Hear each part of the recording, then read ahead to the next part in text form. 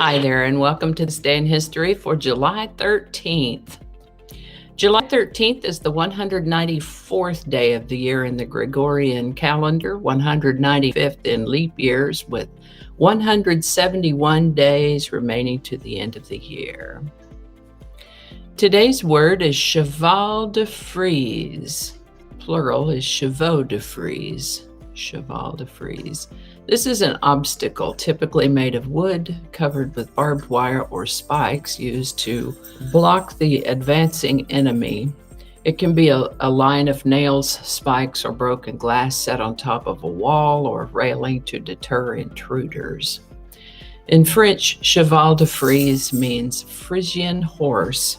The Frisians fought predominantly using cavalry. They were known for being formidable horsemen, and Frisian horses were renowned for their strength and agility. Therefore, for defense, they relied heavily on anti-cavalry obstacles. The Dutch also adopted the use of these defensive devices when at war with Spain.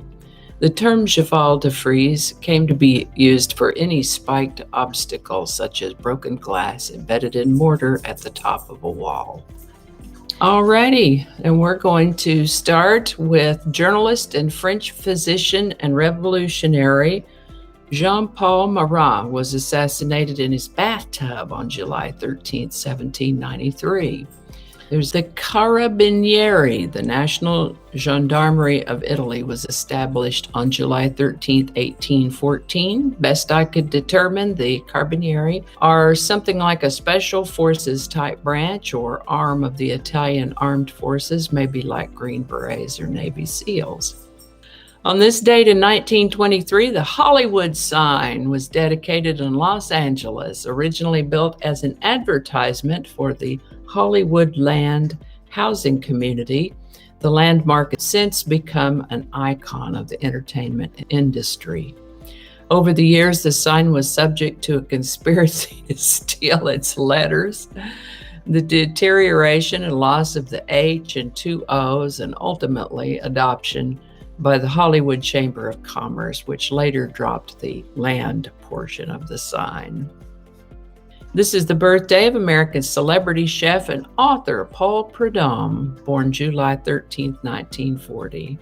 His specialties were Creole and Cajun cuisines. He owned and operated several restaurants in New Orleans, launched a line of seasoning blends and spice products, wrote 11 cookbooks.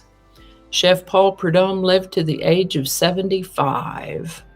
Today's song is Rock Your Baby by George McRae, number 1 on July 13, 1974. George had been in a band in his late teens and in 1963 met his wife Gwen, got married, and joined the Navy. When he got out of the Navy, he was planning to go to college to study law enforcement. He was approached by Richard Finch and Harry Wayne Casey of Casey and the Sunshine Band about a song they'd written. It couldn't quite reach the high notes required for this song. Everybody involved had pegged George's wife Gwen for the song, but she was late for the recording session, so George recorded it alone. I feel a little tension there. Do you feel a little tension? George and Gwen ended up divorcing in 1976, so maybe.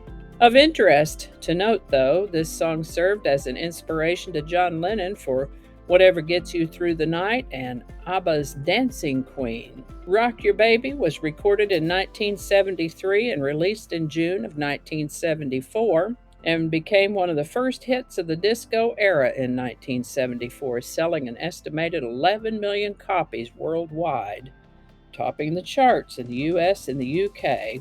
Rock Your Baby by George McRae, number 1 on July 13, 1974. Link in the description.